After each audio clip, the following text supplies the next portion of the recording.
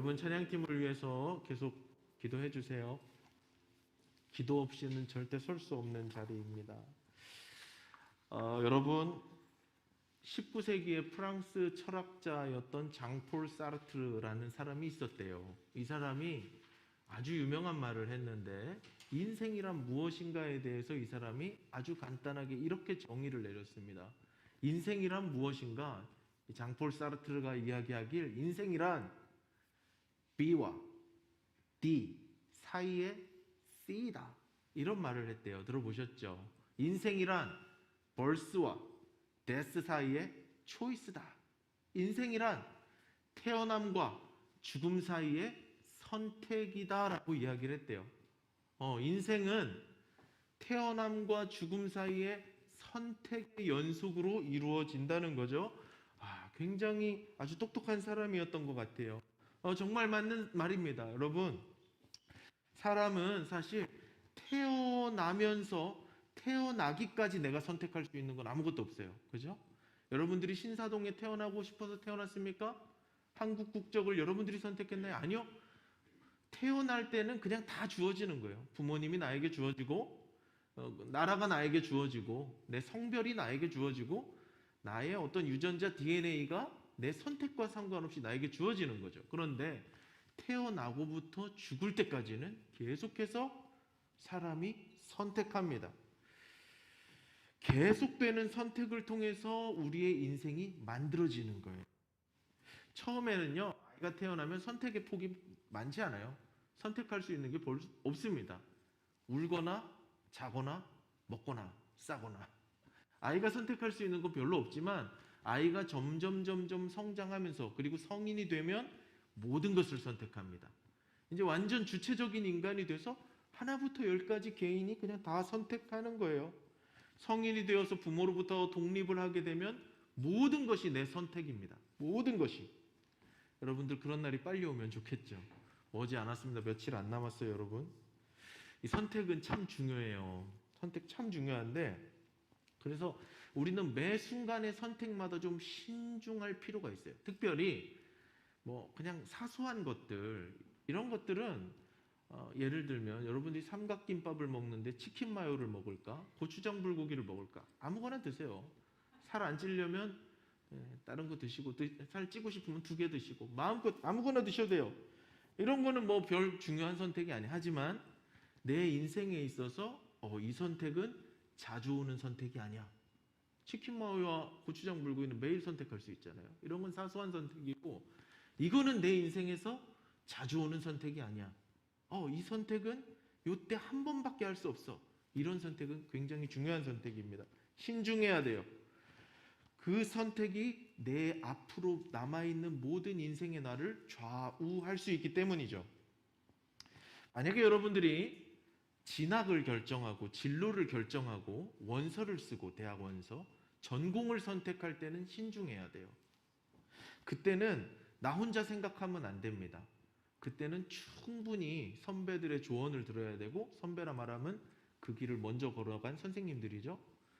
입시 지도자의 상담을 받아봐야 되고, 내 적성을 알아야 되고, 내 백그라운드를 알아야 되고, 그래서 특별히 많이 기도하고 기도받고 선생님들과 많이 상담하고 결정해야 돼요. 우리 TIC 안에는요, 아직 성인도 아닌데 벌써 자기의 진로를 분명하게 결정한 친구들이 있어요.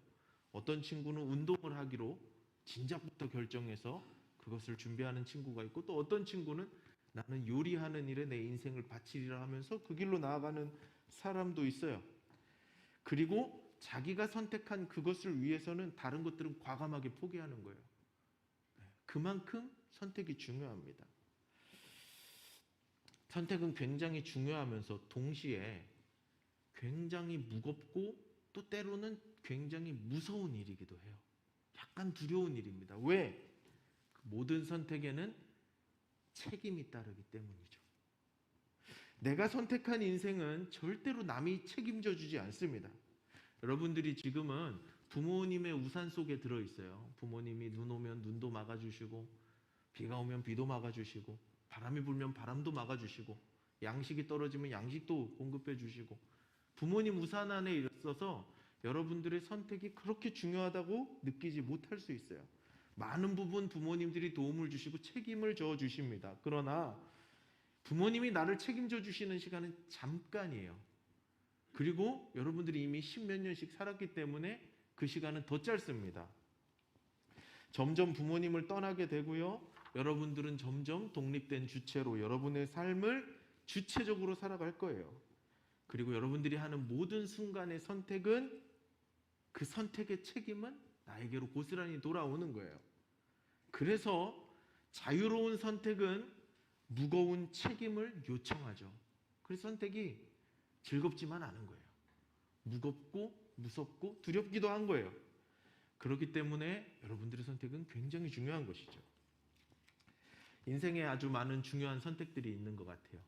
무슨 선택이 중요할까 생각해 봤을 때 만남의 선택이 굉장히 중요해요. 교실에서 만나는 모든 사람들, 여러분들의 학교에서 만나는 모든 사람들이 여러분들의 베스트 프렌드는 아니죠. 그 중에 베스트 프렌드는 한두 명이죠. 베스트 프렌드를 누구로 결정할 것인가, 누구로 선택해서 그 사람과 평생 친구가 될 것인가를 선택하는 거 중요한 결정입니다. 왜? 이 사람은 내 가까이 머물면서 나와 수없이 교제를 하면서 내 인생의 큰 부분으로 작용할 것이기 때문에.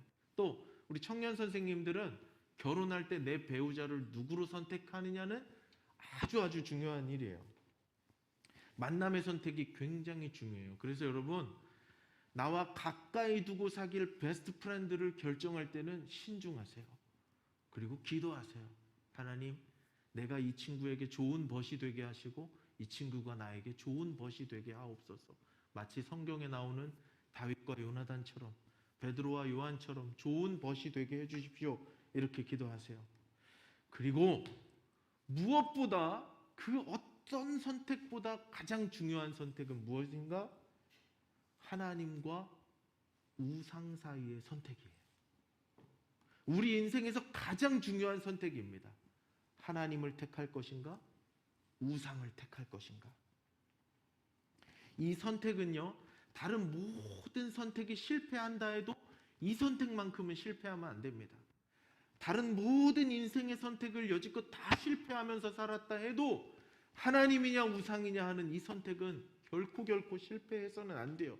이건 반드시 성공해야 하는 선택입니다. 여기서 말하는 우상은요, 뭐 불상이나 아니면 뭐 천지신명이나 이런 게 아니고요. 잘 들으세요, 여러분. 이 세상에서 내가 선택할 수 있는 모든 선택지가 있습니다. 그 중에 하나님을 뺀 나머지 여지파, 그건 다 우상이에요.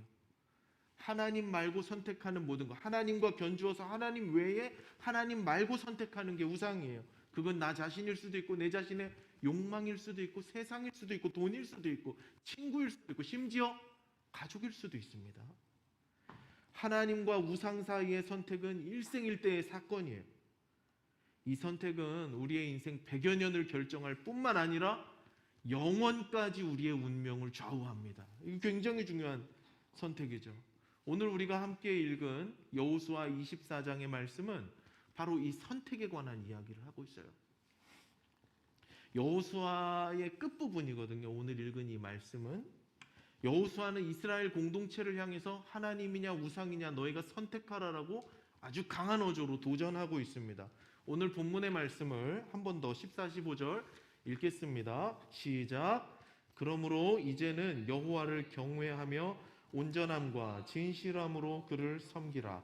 너희의 조상들이 강 저쪽과 애굽에서 섬기던 신들을 치워버리고 여호와만 섬기라. 만일 여호와를 섬기는 것이 너희에게 좋지 않게 보이거든 너희 조상들이 강 저쪽에서 섬기던 신들이든지 또는 너희가 거주하는 땅에 있는 신들이든지 너희가 섬길 자를 오늘 택하라. 오직 나와 내 집은 여호와를 섬기겠노라. 자, 여호수아는 이스라엘 백성들을 불러다 놓고 하나님인지 우상인지 너희가 선택하라라고 이야기합니다. 하나님 잘 믿는 이스라엘 백성들이었잖아요. 이스라엘 백성들은 하나님의 백성들이잖아요. 그런데 왜 여호수아가 이스라엘 백성들에게 오늘 하나님과 우상 사이에서 선택하라라고 말할까요? 이 배경을 좀 알아야 되는데요. 여호수아서는 1장부터 24장까지 있는데 이 전체 내용이 뭐냐면 하나님이 약속하신 가나안 땅으로 들어가는 거예요. 들어가는데 가나안 땅에 이미 점령한 사람들이 있었기 때문에 그 사람들을 어떻게 밀어내는지, 어떤 전쟁이 있었고 어떤 전투가 있었고 그거를 소개하고 뒷부분에서는 그 사람들을 다 몰아내고 가나안 땅을 점령해서 땅을 분배합니다. 당시 이스라엘은 12지파로 나눠져 있었는데 12지파에게 골고루 그 땅을 다 나눠준 다음에 이제 흩어져서 살게 된 바로 직전이에요. 땅 분배가 다 끝나고 12지파가 가나안 곳곳으로 흩어져서 이제 살게 된 그때입니다. 그러니까 그 전까지는 가나안 족속들과 전쟁하면서 가나안 땅으로 들어오면서 뭔가 이스라엘 공동체, 신앙 공동체로서 통일감이 있고 신앙의 어떤 하나 된 그게 있었는데 이제는 뿔뿔이 흩어져서 살아야 되는 거예요. 각 지파들마다 개인의 선택의 자유가 주어지고 개인의 신앙을 개인이 버텨야 하는, 개인이 지켜야 하는 상황이 온 거예요. 그런데 상황이 안 좋습니다. 가나안 땅을 점령하기는 했지만 가나안의 문화는 여전히 남아 있었거든요. 가나안 땅의 문화는 무엇인가? 우상 숭배의 문화였어요. 가나안 땅을 점령해서 차지하긴 했지만 가나안 땅의 문화는 하나님을 섬기는 문화가 아니라 우상을 섬기는 문화였어요. 그러니까 이스라엘 백성들이 이제 뿔뿔이 흩어져서 살다 보면 가나안 땅 문화에 동화되고 하나님을 섬기는 신앙을 버리고 가나안의 우상 숭배에 동화되기 아주 쉬운 그런 위치에 와 있었던 거죠. 여러분, 이 지금 이스라엘 백성들이 여기 와 있는 상황이 우리 청소년들의 상황과 너무 비슷한 것 같아요. 이스라엘 백성들이 이제 가나안 땅으로 뿔뿔이 흩어지면서 신앙의 자유가 생깁니다. 그전에는 어떤 결속력을 가지고 있었는데 이제 결속력이 약해지고 흩어져서 살다 보니까 개인의 자유가 강화되거든요. 청소년기가 딱 이런 타이밍이죠. 아동부까지는 엄마의 어떤 절대 권력이, 중앙 집권적 권력이 가정에서 작용합니다. 그죠? 엄마가 하여간 법이죠. 또는 아빠가 법일 수 있고. 근데 청소년쯤 되면 어때요? 귀가 시간이 늦어집니다. 10시, 11시 학원, 합법이 있고. 그죠? 그러다 보니까 우리 청소년들이 선택할 수 있는 것들이 많아져요.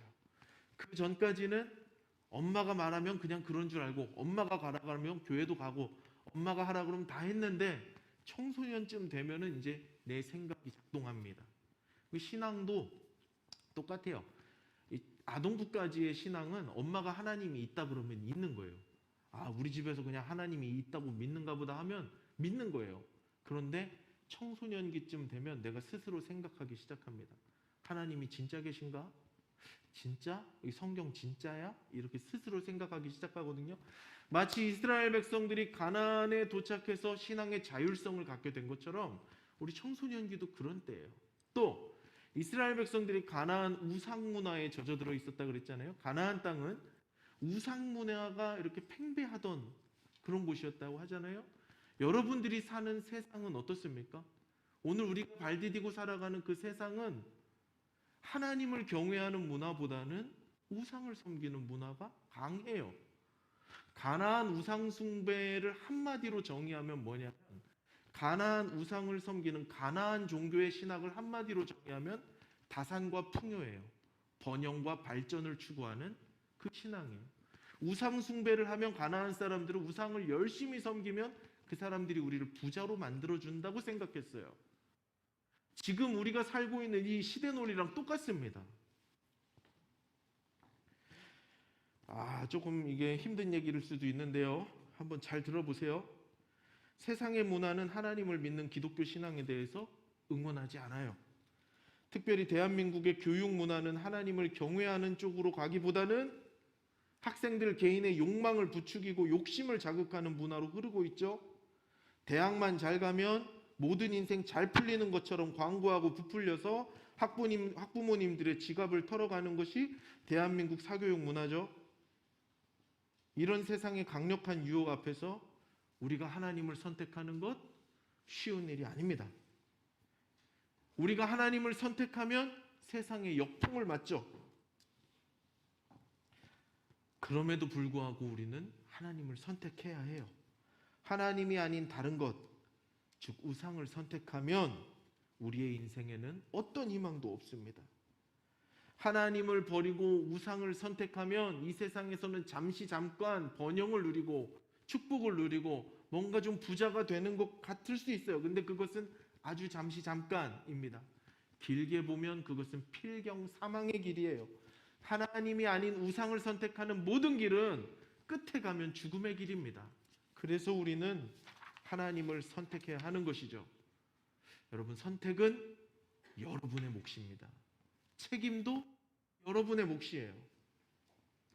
기독교 신앙은요, 기독교의 신앙은, 우리가 믿는 이 기독교 신앙은 구걸하듯 그런 신앙이 아니에요. 구걸하는 신앙이 아닙니다. 무슨 말이냐면, 하나님을 버리고 우상을 선택해서 나아갈 때 주변의 선생님들이 한 번, 두 번 잡아줄 수 있습니다. 하나님을 버리고 세상을 선택하고 가나안을 선택해서 나가는 사람들을 향해서 한 번, 두 번은 부모님이 붙잡아 줄 수 있어요. 하지만 하나님을 끝까지 저버리면 그 책임은 고스란히 그 당사자에게로 돌아가요. 하나님도 놓아버리실 때가 있어요. 성령님의 인도하심과 책망하심을 끝까지 거부하고 성령을 모독하는 사람들은 결코 죄 사함을 받을 수 없다고 성경이 우리에게 이야기합니다. 영원한 심판을 받는 거죠. 결국 믿음의 선택도 내 각자의 몫이라는 거예요. 내가 선택하고 내가 책임지는 거예요. 예수님이 마태복음 18장에 이런 말씀을 하신 적이 있습니다. 한번 같이 읽어볼까요? 마태복음 18장 15, 16, 17절인데 생각하면서 잘 읽어보세요. 시작. 내 형제가 죄를 범하거든 가서 너와 그 사람과만 상대하여 권고하라. 만일 들으면 내가 내 형제를 얻은 것이요, 만일 듣지 않거든 한두 사람을 데리고 가서 두세 증인의 입으로 말마다 확증하게 하라. 만일 그들의 말도 듣지 않거든 교회의 말하고 교회의 말도 듣지 않거든 이방인과 세리같이 여기라. 자, 무슨 말이냐? 내 형제가 범죄하는 걸 봤어요. 내 형제가 하나님을 버리고 우상을 선택하는 걸 봤어요. 그러면 본 사람이 먼저 1대1로 찾아가라는 겁니다. 숭실아, 너 그러면 안 되지. 숭실아, 너 우상을 선택하면 안 되지. 숭실이는 그냥 여러분들을 지칭하는 보통 명사예요. 숭실아, 너 그러면 안 되지. 근데 말을 안 듣습니다. 그럴 때는 한두 명을 더 데리고 두세 명이 숭실이를 찾아갑니다. 숭실아, 하나님을 선택하면서 살아야지 우상을 선택하면 되겠니? 특별히 두세 명이 가는 이유는 율법에 두세 증인 법이라는 게 있어요. 그 이스라엘 구약 시대부터 법이었어요. 두세 사람이 찾아가서 권면하는 겁니다. 그래도 안 들으면 교회에 말하는 겁니다. 그리고 교회가 권면합니다. 너 그렇게 살면 안 된다, 숭실아. 하나님 버리고 우상을 선택하면 안 된다. 그리고 교회의 말도 듣지 않으면 그때는 이방인과 세리처럼 여기라고 예수님 말씀하세요. 교회가요, 여러분. 교회가 굉장한 힘을 갖고 있는데요. 교회가 저와 여러분들을 치리할 수 있습니다. 무슨 말이냐면 신앙생활을 똑바로 하지 않고 우상을 섬기면서 하나님을 자꾸 버리는 사람들, 하나님을 선택하지 않는 사람들을 교회가 벌을 줄 수 있어요. 옛날에 한국교회에 한국교회사 옛날 한국교회 보니까 어떤 여집사님이, 아주 옛날이에요. 어떤 여집사님이 주일날 그때는 7시, 8시에 저녁 예배가 있었거든요. 저녁 예배를 하루 안 나왔다고 그분 그 교회에서 받은 벌이 뭐였냐면 일주일 금식 기도였어요. 무섭죠. 근데 계속 이렇게 교회가 우리를 치리할 수 있는데 그럼에도 불구하고 계속 우상을 선택하고 하나님을 버리는 사람을 향해서 출교를 시킬 수 있어요. 출교가 뭔지 알아요? 넌 교회 나가라 이거예요. 교회는 굉장히 강력한 파워가 있습니다. 그러니까 교회가 우리를 치리하기 전에 우리는 하나님 말씀 잘 들어야 되는 거죠. 여러분, 이 이야기, 예수님 방금 말씀하신 이야기가 뭡니까? 교회가 손을 뗄 때도 있다는 거예요. 하나님이 그래, 너의 끝까지 우상을 선택하는 너의 선택을 존중하마 라고 응답하실 때가 있다는 거예요. 무서운 얘기죠. 무서운 얘기죠. 그 사람들은 분명히 하나님의 심판을 받게 됩니다. 하나님의 진노를 받게 돼요. 그래서 우리는 하나님 선택해야만 하는 것이죠. 왜 하나님을 우리가 선택해야 하는가? 여호수아가 이렇게 말해요.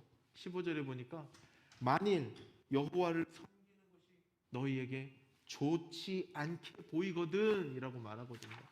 우리가 하나님을 왜 선택합니까? 하나님을 선택하는 게 가장 좋은 것이기 때문이에요. 하나님을 선택하는 것이 인생에서 가장 좋은 선택이기 때문에 하나님께서 우리에게 하나님을 선택하라고 이야기하는 거예요. 하나님을 선택할 때 포기해야 하는 기회비용이 발생합니다. 그죠? 하나님을 선택하려고 하면 하나님을 선택하기 때문에 포기해야 하는 수많은 기회비용이 있을 수 있어요. 그런데 여러분, 내가 하나님을 선택하는 것 때문에 포기하는 것을 너무 아까워하지 마세요. 내가 포기하는 것보다 내가 선택한 하나님이 훨씬 더 가치 있는 것입니다. 훨씬 더 좋은 것이에요. 하나님보다 좋은 선택은 없습니다. 하나님을 선택하는 것이 가장 좋은 선택이라는 강력한 세 가지 증거를 보도록 하겠습니다. 왜 하나님을 선택하는 것이 가장 좋은 선택인가? 그걸 어떻게 보증할 수 있겠는가? 근거가 무엇인가? 첫 번째, 성경에 등장하는 수많은 사람들이 그것을 증언합니다. 성경에 등장하는 수많은 사람들이 그 증거예요. 하나님을 선택하는 것이 최고의 선택이다라고 말하는 근거가 됩니다. 여러분, 성경에 수많은 사람들이 등장해요. 하나님을 선택한 사람은 그의 인생이 복을 받습니다. 좋은 길을 걸어갑니다. 고난이 잠깐 오는 것 같지만 마침내 하나님께서 축복하시고 마침내 은혜를 누리면서 가장 좋은 삶을 살아요. 여러분, 성경은 허구가 아닙니다. 소설이 아니에요. 이스라엘의 전설이 아닙니다. 역사 속에서 실제로 살아간 믿음의 사람들의 실제 이야기예요. 하나님이 들려주시는 절대 진리의 이야기이죠. 성경에서 하나님을 선택한 모든 사람들이 가장 좋은 길로 나아갔다는 것을 여러분 기억하세요. 여호수아 대표적인 사람일 수 있죠. 여호수아는 끝까지 하나님을 선택했습니다. 너희들 우상이든 하나님이든 니들 마음대로 선택해라. 그러나 나와 내 집은 영원토록 하나님만 섬기겠노라 결단하고 하나님을 선택했던 사람들이에요. 여호수아는 가나안 땅에서 하나님만 선택하고 하나님만 섬기면서 살았던 사람입니다. 그리고 하나님이 여호수아를 선대해 주셨죠. 여호수아의 인생을 잘 대해 주셨죠. 그래서 여호수아의 이름은 성경에로 기록되고 수천 년이 지난 지금 하나님이 기억하시고 전 세계 그리스도인들이 기억하고 오늘 저와 여러분이 기억하는 이름이 되었어요. 그런데 수천 년 전 여호수아와 동시대의 가나안 땅에 살면서 우상 숭배하면서 돈을 많이 벌고 부요와 번영을 누렸던 수많은 재벌들 아는 사람 아무도 없습니다. 하나님을 선택한 여호수아의 선택이 가장 좋은 선택이었죠. 두 번째, 하나님을 선택하는 것이 왜 좋은 것인가? 그 두 번째 근거는 바로 역사 속에 존재했던 수많은 사람들이 증언해 줍니다. 역사에 존재했던 수많은 사람들이 그 증거예요. 유구한 역사 속에서 하나님을 신실하게 믿으면서 의지했던 수많은 사람들, 우상이냐 하나님이냐의 갈림길에서 하나님을 선택했던 수많은 사람들 다 하나님이 잘 대해 주셨습니다. 하나님께서 은혜를 베풀어 주셨어요. 두 사람을 소개하려고 합니다. 첫 번째는 맥스 주크라는 사람이에요. 여러분 이 이야기를 좀 들어보셨을 수도 있는데 다음 슬라이드 한번 보여주시겠어요? 맥스 주크라는 사람은요, 현재만을 생각하는 사람이었어요. 현실주의자. 이 땅에서의 삶이 전부인 양 살아가는 사람이었어요. 자유분방하게 살았습니다. 하고 싶은 거 다 하고 먹고 싶은 거 다 먹고 가고 싶은 거 다 하고 보고 싶은 거 다 보고 그러고 살았대요. 아름다운 호숫가에 움막을 짓고 살았는데 이 사람 취미가 이상해요. 이 사람 취미가 그 움막에서 한적한 호숫가에서 가끔 산책 나오는 그 사람들을 괴롭히는 일을 즐겨 했다는 거예요. 이상한 사람이죠.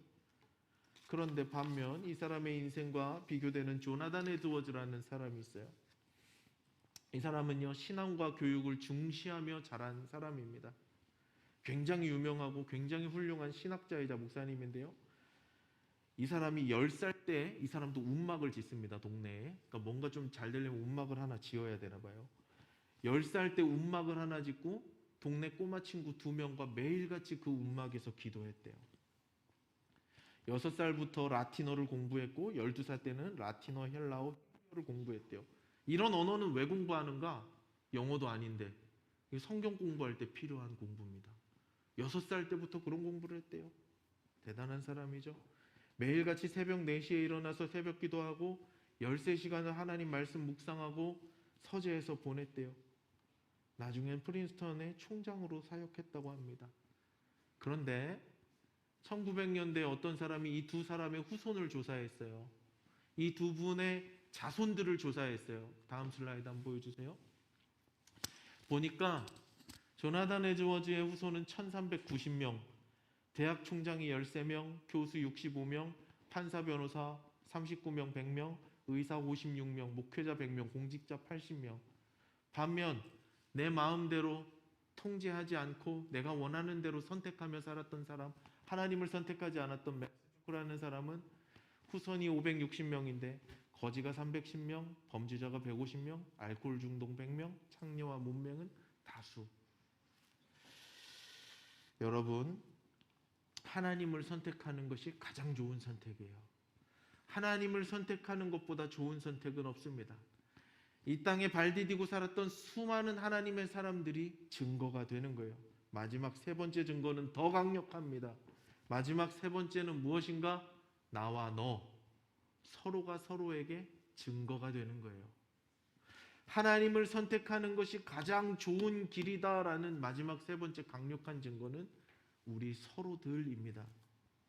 하나님을 선택하며 사는 사람들이 어떻게 되는지, 과연 그것이 바른 선택이었는지는 우리의 인생을 통해서 증명될 것이에요. 오늘부터 신실하게 하나님만을 선택하며 사는 사람들의 인생은 하나님이 어떻게 빚어가실지 여러분 예의주시하십시오. 여러분 친구들, 또 내 삶, 우리 주변에 있는 선생님들, 우리 공동체 안에 있는 저 친구, 그리고 내가 하나님을 선택하면서 끊임없이 하나님만 선택하고 우상과 타협하지 않고 하나님만 선택하며 나아갈 때 하나님이 내 삶을 어떻게 빚어가시는지 여러분 잘 보세요. 서로가 서로에게 증거가 될 것입니다. 우리 선생님들의 삶을 잘 들여다보세요. 하나님을 선택하고 살아가는 선생님들의 삶을 하나님께서 어떻게 인도하시는지 잘 살펴보세요. 여러분들 옆에 앉아있는 친구, 또 선배와 후배 인생을 잘 살펴보세요. 하나님을 선택하고 사는 사람들을 하나님께서 어떻게 복주시고 어떻게 이끌어 가시고 어떻게 선대하시는지 여러분 잘 눈 크게 뜨고 살펴보세요. 하나님을 선택하는 것이 가장 좋은 선택인 것을 여러분 알게 될 것입니다. 말씀을 맺겠습니다. 여호수아를 통해서 이스라엘 백성들에게 우상과 하나님 사이에서 선택하라고 하나님 말씀하셨어요. 이스라엘 백성들에게, 가나안 땅에 들어간 이스라엘 백성들에게 니들 하나님이든 우상이든 선택해라 라고 말씀하셨어요. 수천 년 전 그렇게 이스라엘 백성들을 도전하셨던 하나님께서 오늘 저와 여러분에게 똑같은 도전하십니다. 똑같이 말씀하세요. TIC 숭실이들아, 하나님인지 우상인지 니들 선택해라. 선택은 니들의 몫이다. 책임도 니들의 몫이다. 사랑하는 여러분, 하나님을 선택하시겠습니까? 세상이라는 이름의 우상을 선택하시겠습니까? 그 선택도 온전히 나의 몫이고 그 책임도 온전히 나의 몫입니다. 바라건대는 우리 모두가 우리의 일평생 동안 선택해야 하는 모든 선택 가운데 하나님만 선택할 수 있는 하나님의 사람들, 믿음의 사람들 될 수 있기를 주님의 이름으로 마음 담아 축복합니다. 저는 여러분들이 하나님을 선택하고 그 선택을 후회하지 않는 인생 될 수 있기를 주님의 이름으로 축복합니다. 어떤 세상에 강력한 유혹이 온다 할지라도, 우상 숭배에 강한 유혹이 온다 할지라도, 가나안 우상의 번영과 부요와 풍요와 다산의 유혹이 아무리 강하다 할지라도 아랑곳하지 않고 영향받지 않고 하나님만 선택할 수 있는 배짱 있는 하나님의 사람들 될 수 있기를 주님의 이름으로 축복합니다. 아멘. 주께서 그 선택을 이어가는 우리 모두에게 선대하시고 은혜 베풀어 주실 줄로 믿습니다.